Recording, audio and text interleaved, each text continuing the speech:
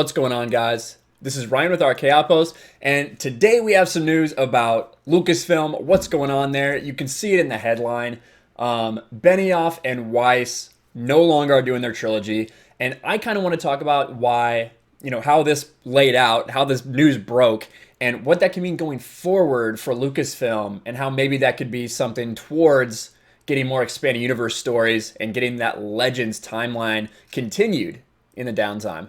So let's get into it. Breaking news: Star Wars setback. Game of Thrones duo David Benioff and DB Weiss exit trilogy. Now this came down like 2 hours after Mandalorian just had its big trailer. I did a trailer reaction on my channel and didn't show much. I was more excited for it than I was for The Rise of Skywalker. But it's mostly because it doesn't look like they're going to trash anything that I love in The Mandalorian. Hesitant about it, but still. Let's get into this. I can't believe this came down right after that. But Benioff and Weiss, the dude, 2011 launched the singular screen sensation known as Game of Thrones, have walked away from their much publicized deal with Disney's Lucasfilm to launch a feature film trilogy in 2022. They were supposed to usher in the post-Skywalker era of the Star Wars brand with the 2022 New Start story that would stake out a new frontier for the era-defining cinema brand created by George Lucas. Now, the rumor was that they were going to do something set in the Old Republic. They've pretty much kept away from all of that as far as the new canon, the Disney canon goes. We obviously had tons of stories about that in the Star Wars Expanded Universe. We still have stories. Star Wars The Old Republic is still producing new content, the MMO. So that is what they look to explore. I was pretty fearful. I thought they were going to try to do something with Revan. Didn't want to see them ruin another Expanded Universe character that I love. Let's continue on. They cited their historic deal with Netflix and that their enthusiasm for Star Wars remains boundless, but their schedule is full. Here's their quote. "We love Star Wars," the pair said in a statement to Deadline. "When George Lucas built it, he built us too. Getting to talk about Star Wars with him and the current Star Wars team was a thrill of a lifetime. We will always be indebted to the saga that changed everything." It did inspire so much of pop culture and movies and cinema and what we know today. So I hear that sentiment. What did I want to see here? Here we go. I thought it was interesting that they already had a line from Kathleen Kennedy. So it was clear that they had probably known about this for a little while. The Deadline had been writing this story for a little while. I don't know if they timed it specifically to coincide after Mandalorian. It's interesting. Kennedy didn't close shut any doors in her send-off statement on Monday.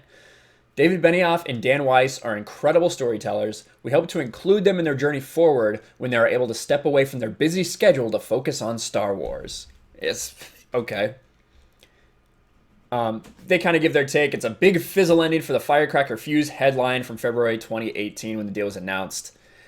Absolutely. But the duo's deal arguably lost some luster during the final season of Game of Thrones. 100%. 100%. There are so many hours in the day, they say, and we felt like we could not do justice to both Star Wars and our Netflix. So we chose Netflix as opposed to working on Star Wars. Now I'll get this away here. Pretty crazy. Pretty crazy this go down. Now, when Benioff and Weiss D&D came into play, I was laughing, right? Because it got announced basically as they had this terrible reaction to Season 8 of Game of Thrones. Now, I loved Game of Thrones from the start. After about Season 5, I started feeling about it. And once we realized that they had run out of source material, that they were then writing this, I was all out. Season 7 I thought was terrible, that nothing happened, but we were still hopeful for this Season 8, and then Season 8 was the cluster F that it was. So them leaving isn't a bad thing in my mind. I don't think they would have been able to do anything well. But what is Star Wars doing now? They're not doing the Rian Johnson trilogy. Rian Johnson himself said that he has no idea what's happening with it, that it's pretty in flux. So even if they started right now, they're not going to have anything out for a while. Benioff and Weiss have been in discussions for forever. Now they're leaving. We obviously have Disney Plus. There's a rumor I heard about a possible Kylo Ren prequel. I don't know if Adam Driver would be down for that. It's been my understanding that Adam Driver is pretty much ready to be done after Rise of Skywalker. So where do they go? There's going to be a couple years here where all we have is Mandalorian, Obi-Wan, Cassian Andor. I think, and Clone Wars Season 7. I think that this is a great opportunity for those of us who have been asking for Star Wars expanded universe content to keep that push going.